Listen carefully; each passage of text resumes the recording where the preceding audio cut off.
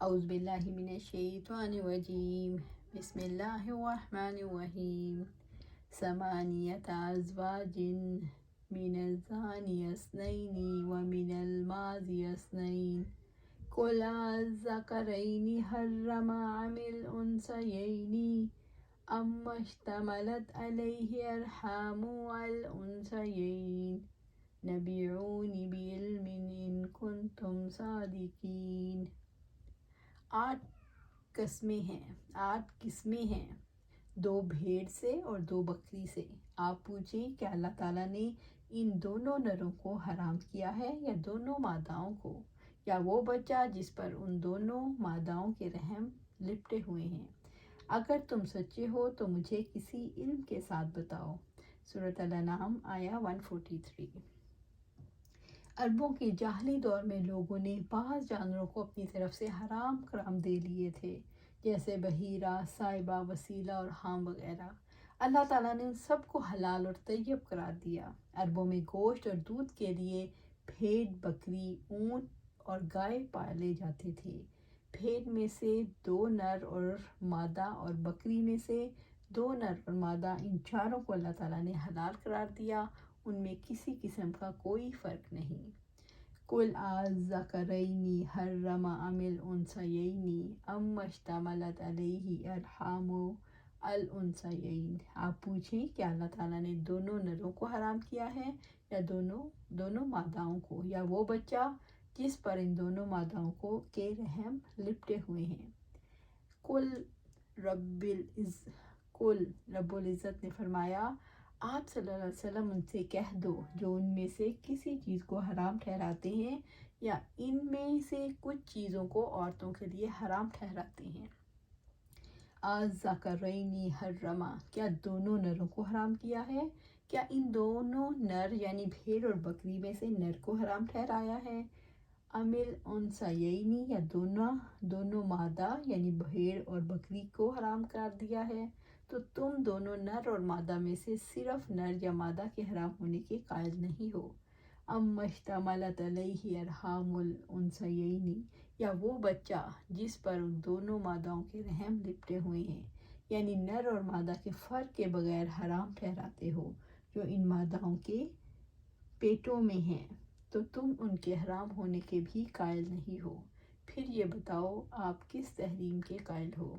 عربوں نے ان جانوروں کے لیے جو حلال و حرام کے قوانین بنائے تھے، ان کے پیچھے مقصد کیا تھا، کیا وجہ تھی؟ عربوں کے حلال و حرام کے قوانین کے پیچھے ان کے مشرکانہ رواجوں کے سوا کوئی دلیل نہ تھی، اور عقلی طور پر ان کے اندر حرمت کا سبب موجود نہیں تھا۔ حلال و حرام کے فیصلے کس بنیاد پر نہیں ہو سکتے؟ محض گمان سے حلال و حرام کے فیصلے نہیں ہو سکتے۔ معلوم اور تسلیم شدہ سند کے بغیر کوئی قانون نہیں بن سکتا۔ حیوانات کے بارے میں لوگوں کے اندر طرح طرح کے حلال و حرام کے قوانین کیوں بن جاتے ہیں؟ حیوانات کے بارے میں لوگوں کے اندر حلال و حرام کے قوانین بننے کی وجہ شیطانی ترغیبات ہیں۔ تبعونی بعلم ان کنتم صادقین، اگر تم سچے ہو تو مجھے کسی علم کے ساتھ بتاؤ، یعنی مجھے صحیح علم کے ساتھ بتاؤ، شیطان کے وسوسوں کی خبر نہ دو۔ یعنی اگر تم اپنے قول اور دعوے میں سچے ہو تو مجھے علمی دلیل سے آگاہ کرو،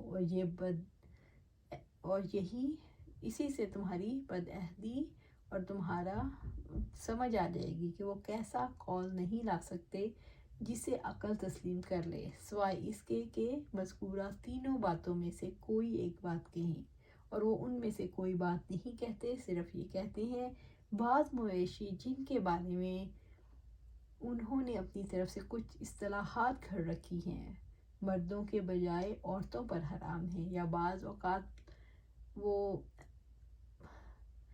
حرام ہیں، کچھ ایسے حالات ہیں جن میں حرام ہیں، یا اس قسم کے دیگر اقوال جن کے بارے میں بلا شک و شبہ ہمیں معلوم ہے کہ ان کا مصدر جہل مرکب ہے۔ ان کا کوئی ایسی بات نہیں کہ کسی سے نظریات آتے ہوں یا کوئی صحیح بات ہو، صرف ان کی من گھڑت نظریات ہیں۔ اللہ تعالیٰ نے ان کے قول پر کوئی دلیل نازل نہیں فرمائی، اور نہ ان کے پاس کوئی حجت اور برہان ہے۔ انسان فطری طور پر کیا چاہتا ہے؟ انسان فطری طور پر اللہ تعالیٰ کا شعور رکھتا ہے، وہ فطری طور پر حلال اور حرام کا احساس رکھتا ہے، وہ اپنی فطرت کے ہاتھوں مجبور ہے، وہ کسی کو اپنا خدا بنانا چاہتا ہے، وہ چیزوں میں جائز اور ناجائز کا فرق کرنا چاہتا ہے۔ اللہ تعالیٰ نے اسی لیے حرام و حلال کے قوانین دیے جو حق پر مبنی ہیں۔ وَمِنَ الْإِبِلِ اثْنَيْنِ وَمِنَ الْبَقَرِ اثْنَيْنِ قُلْ آلذَّكَرَيْنِ حَرَّمَ أَمِ الْأُنثَيَيْنِ أَمَّا اشْتَمَلَتْ عَلَيْهِ أَرْحَامُ الْأُنثَيَيْنِ أَمْ كُنْتُمْ شُهَدَاءَ إِذَا وَصَّاكُمُ اللَّهُ بِهَذَا فَمَنْ أَظْلَمُ مِمَّنِ افْتَرَىٰ عَلَى اللَّهِ كَذِبًا لِيُضِلَّ النَّاسَ بِغَيْرِ عِلْمٍ إِنَّ اللَّهَ لَا يَهْدِي الْقَوْمَ الظَّالِمِينَ۔ 2 اونٹ سے اور 2 گائے سے۔ آپ پوچھیں کیا اللہ تعالیٰ نے دونوں نروں کو حرام کیا ہے یا دونوں ماداؤں کو، یا وہ بچہ جس پر دونوں ماداؤں کے رحم لپٹے ہوئے ہیں؟ کیا تم اس وقت موجود تھے جب اللہ تعالیٰ نے تمہیں اس کی وصیت کی تھی؟ چنانچہ اس سے بڑا ظالم کون ہے جس نے اللہ تعالیٰ پر جھوٹ باندھا تاکہ لوگوں کو بغیر علم کے گمراہ کر دے، یعنی اللہ تعالیٰ ظالم لوگوں کو ہدایت نہیں دیتا۔ سورۃ الانعام آیا 144۔ وَمِنَ الْإِبِلِ اثْنَيْنِ 2 اونٹ سے۔ 2 اونٹ میں سے نر اور مادہ اللہ تعالیٰ نے حلال کیے ہیں۔ وَمِنَ الْبَقَرِ اثْنَيْنِ اور 2 گائے سے، یعنی نر اور مادہ گائے اور بیل اللہ تعالیٰ نے حلال فرمائے ہیں۔ قُلْ آلذَّكَرَيْنِ حَرَّمَ أَمِ الْأُنثَيَيْنِ أَمَّا اشْتَمَلَتْ عَلَيْهِ أَرْحَامُ الْأُنثَيَيْنِ۔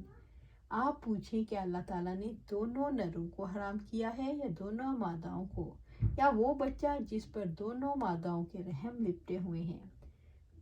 قل، اللہ تعالیٰ نے اپنے نبی صلی اللہ علیہ وسلم سے ارشاد فرمایا، آپ کہہ دو آلذَّكَرَيْنِ حَرَّمَ، یعنی اونٹ اور گائے کے نر حرام ٹھہرائے ہیں، أَمِ الْأُنثَيَيْنِ اور دونوں ماداؤں کو، یعنی اونٹ اور گائے کی ماداؤں کو حرام ٹھہرایا ہے، أَمَّا اشْتَمَلَتْ عَلَيْهِ أَرْحَامُ الْأُنثَيَيْنِ یا دونوں ماداؤں کو، یا بچہ یا وہ بچہ جس پر دونوں ماداؤں کے رحم لپٹے ہوئے ہیں، یعنی جو ان ماداؤں کے پیٹوں میں ہے، نر اور مادہ کے فرق کے بغیر حرام ٹھہرائے ہیں، تو تم ان کے حرام ہونے کے قائل نہیں ہو جب تینوں میں سے کسی ایک کے بھی قائل نہیں، پھر تمہارا کیا مذہب ہے؟